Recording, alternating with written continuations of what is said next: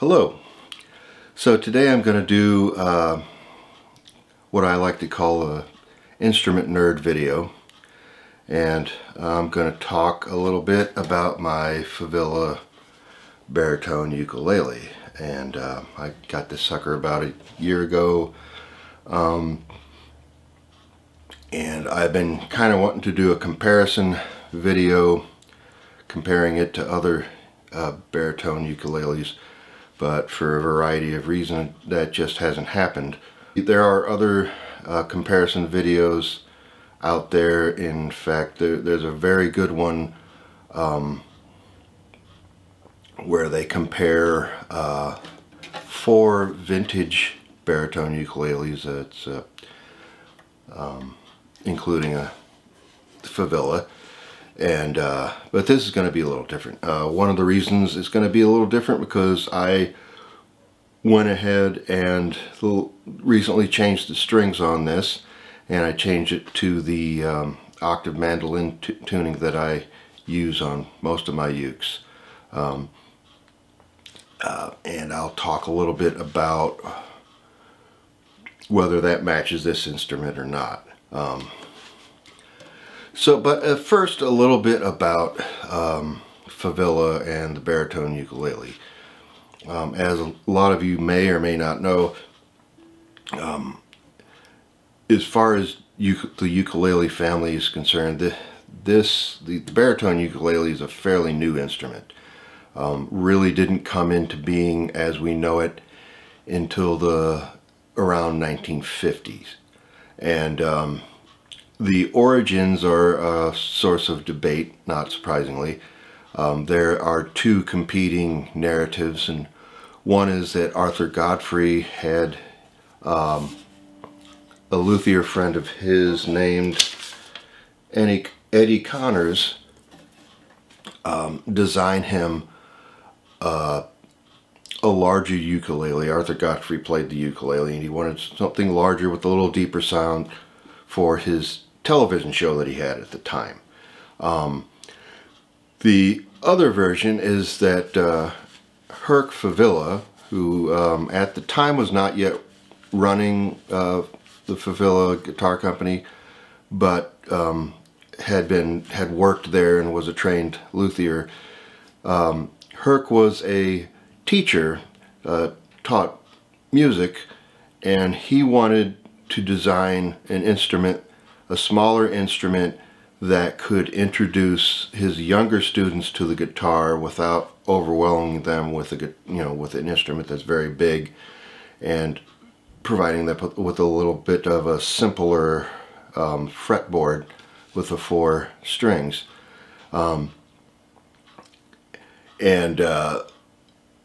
That narrative has him developing them, starting to build them on his own, and then Favilla took over and started mass producing them.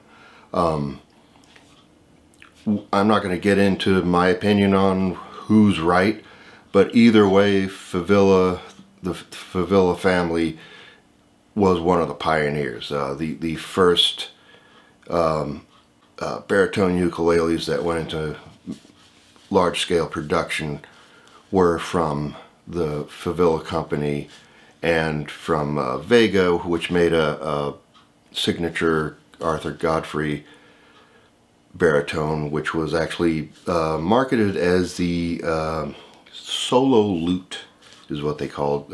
It was called first few runs. But the point of all this is that there's, among the people who collect vintage ukuleles and people who play vintage ukuleles,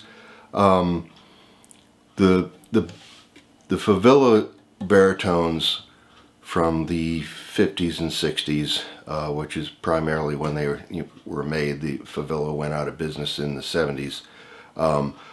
Are among the most prized baritones, possibly the most prized. The only exception maybe being the few Martins that are out there. And having had this instrument for a while, I can see why. I've heard people describe it as a canon, and I think that's a fair description. So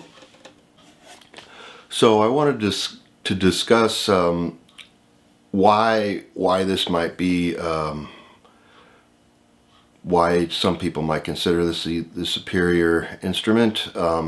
It is made a little different than most ukuleles. Primarily, the body is deeper. The body maxes out at 3 3/4 inches, which is pretty deep. Your standard ukulele that you would buy today from somebody like Pano would max out at 3 inches. You know, unless it's one of their specialty ones that are marketed as being larger, having a larger body.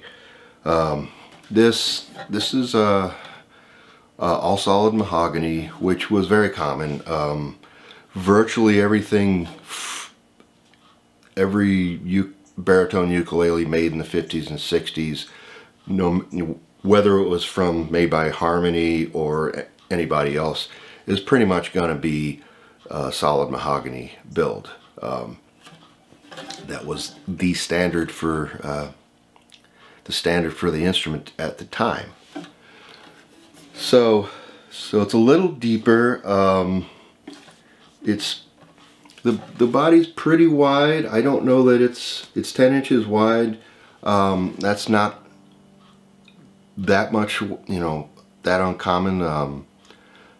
Ukulele makers today will make them that wide. Not all of them, but some of them will be 10 inches wide.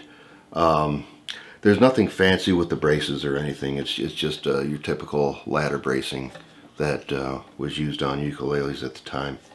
And but it does indeed has a lovely tone.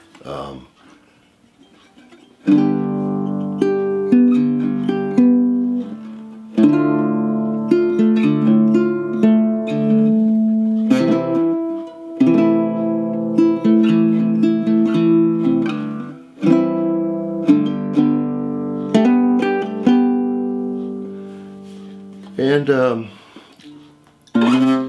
it's pretty loud. I mean, it's got some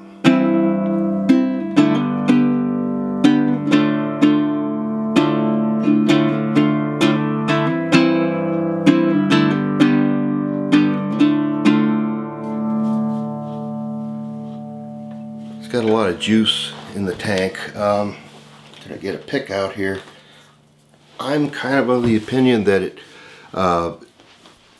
if you play with a pick, it's almost like overpowering. I mean,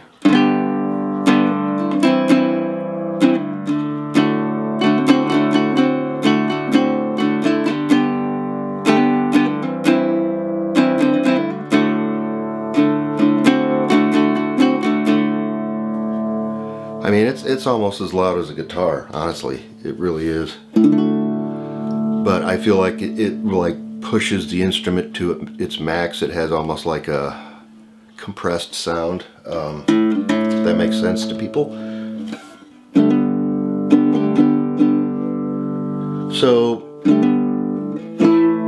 I mean, so I guess the two keys to this being a special instrument are its age, because as you know, as an instrument ages, the wood opens up and it becomes more expressive and more expressive. So, and the depth, and luckily, you know, sometimes ukuleles don't have a deep depth because there's a fear you can get kind of an echoey sound, especially with laminates, which this is not, but you don't have any of that. There's no echoey thing going on there. So, but for purposes of comparison, as far as the size, I have this is a Kingston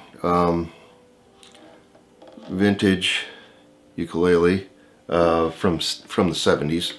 So, or actually I don't know that for sure, but I'm assuming it's from the 70s because of pretty sure it's laminate build, but I could be wrong. But I don't know if you can see that. Yeah, you can see it. It's not too much difference, but the lower bout is noticeably wider on the Favilla. Looks like the body is a little bit taller on the Favilla. But you can definitely see the thickness here. I mean, there's no comparison. And this is three inches down here. So, yeah, so, and if you're going for a modern instrument, which I have, this is let me preface this. I know technically I should be using something that is a standard shape, but I don't have a standard shape, a newer standard shape baritone ukulele. And this is the closest thing as far as quality that you would get to this, as far as it's solid wood, and it's a quality instrument. This is my my Bonanza teardrop, or I think it's amoeba shaped baritone ukulele made by Pete Mai in Montana. I believe it is Montana. Yes. And you know, this is my standard go-to baritone. You've seen this on a lot of videos. If I'm playing a live show, this is the guy I bring out. It's solid cherry on top, solid mahogany back and sides, and it is an excellent instrument. It is, like I say, it's my go-to baritone. And let me double check here. But again, only 3 inches. Doesn't hurt it.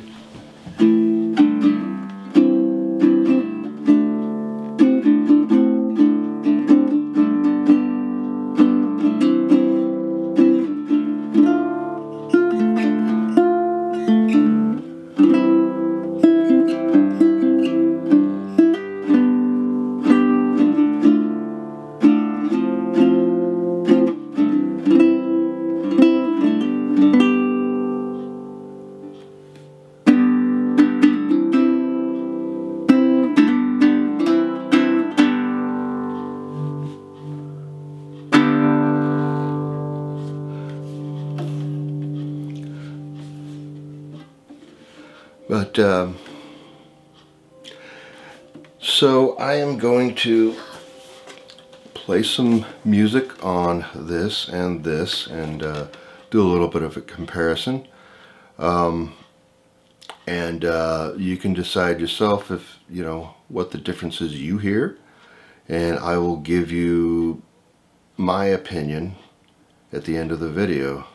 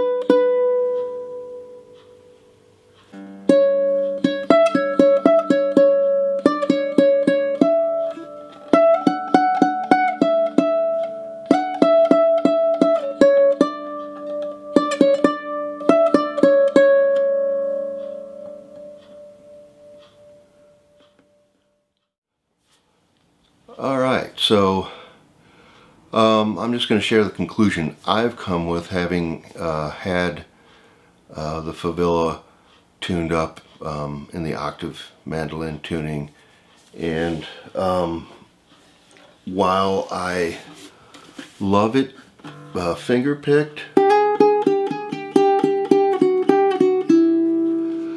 I feel like for most of the music that I play on the baritone, I'm playing with a pick, and it's just too much. It's just, like I say, I feel like it has like a compression sound. It's like overpowers. It vibrates so much. I feel like it's overpowering the instrument and doesn't really sound right, which is fine. So I'm going to go back to the more traditional baritone tuning, which is D, G, B, E, and which is what I had this tuned, stringed up with for the first year or so that I have it, and it's absolutely fabulous. I still wouldn't strum it, but for finger picking and doing, you know, sort of just finger picking in general, this thing is fabulous. I mean, it sounds good strummed, but I just feel like that's where it shines. And I don't do a lot of, I've kind of picked up guitar the last couple of years, and I do what I can play on the baritone in the traditional standard tuning is transferable to guitar and vice versa. But yes, I mean, as far as my opinion of this instrument in general, it's everything people say it is. It is a fantastic instrument, and I would be hard pressed to. I would have to play something else to convince me that it's not the best vintage baritone ukulele out there. But that's just my opinion. In fairness, I haven't played a Martin, although my personal opinion is Martin ukuleles are overrated from what I've played. So anyway, so I'm gonna end this. I have some footage of me playing this with the regular baritone tuning, and to show you, you know, just how it sounds like that in a way that most of you are going to be playing it. I hope this video was helpful to you in some way. I hope it didn't go on too long and I'm not rambling too much. If you found this enjoyable, please hit the like button. If you want more content like this, hit the subscribe button. I don't post that often, so I won't be bombarding you with stuff, but when I do come out with stuff, you might actually see it. So thank you for watching if you made it this far, and I'll see you next time.